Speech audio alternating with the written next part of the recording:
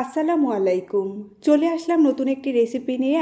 আজ আমি তৈরি করে দেখাবো খুব সহজে খুবই মজাদার বিস্কিট রেসিপি। চলুন তাহলে শুরু করা যাক। বাড়িতে মেহমান আসলে কিছু না থাকলে খুব সহজে একটা ডিম আর আটা দিয়ে এই রেসিপিটি তৈরি করে নিতে পারেন। চা তৈরির আগেই এই বিস্কুটটি তৈরি হয়ে যাবে, এতটাই সহজ। বিস্কিটটা তৈরি করার জন্য এখানে আমি একটি বাটির মধ্যে একটা ডিম নিয়ে নিয়েছি, দিয়ে দিয়েছি চিনিটা আমি ব্লেন্ডার করে নিয়েছি যাতে তাড়াতাড়ি গলে যায়।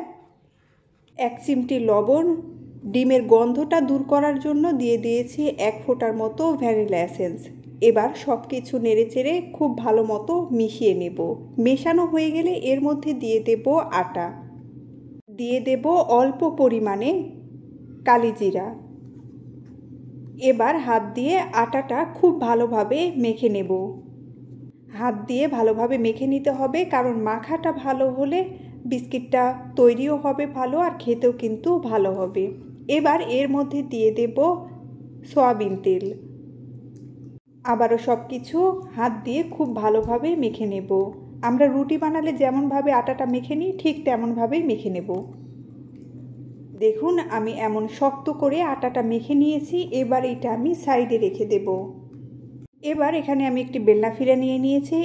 হাত দিয়ে এই বেলনা ফিরার উপরে আমি তেল মাখিয়ে নেব। আপনারা চাইলে আটাও ছড়িয়ে নিতে পারেন। এবার আগে থেকে মেখে রাখা আটাটা নিয়ে নেব, হাত দিয়ে চেপে চেপে এমনভাবে গোল করে নেব। এবার রুটি বেলে নেব। তেমন পাতলাও না তেমন মোটাও না, এমনভাবে রুটিটা বেলে নিতে হবে। এই নাস্তাটি বা বিস্কুটটি তৈরি করে অনেক দিন পর্যন্ত, প্রায় 1 মাস পর্যন্ত সংরক্ষণ করে খাওয়া যাবে। দেখুন আমি রুটি বেলে নিয়েছি। আমি আপনাদের দেখিয়ে দিচ্ছি আমি কেমন মোটা করে রুটিটা বেলে নিয়েছি। এবার একটি কুকি কাটারের সাহায্যে রুটিটা আমি কেটে নেব। আপনাদের যার যার পছন্দ মতো কেটে নিতে পারেন।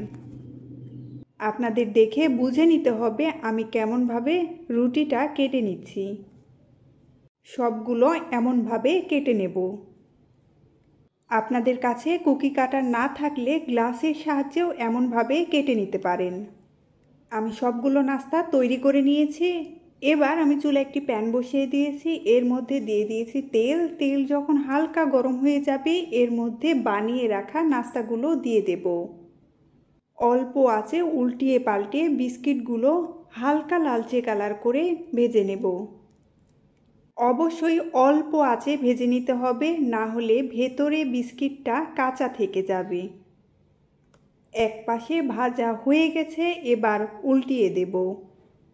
অপর পাশেও এমন লালচে করে ভেজে নেব। দেখুন আমি 3-4 বার উল্টিয়ে পাল্টিয়ে বিস্কিটগুলো ভেজে নিয়েছি। বিস্কিটগুলো লালচে কালার চলে এসেছে, এবার উঠিয়ে নেব। তৈরি হয়ে গেল খুব সহজে এবং খুবই মজাদার একটা ডিম আর আটা দিয়ে বিস্কিট রেসিপি। আমি একটা ভেঙে দেখাচ্ছি এটা ভেতরে কতটা সুন্দর হয়েছে।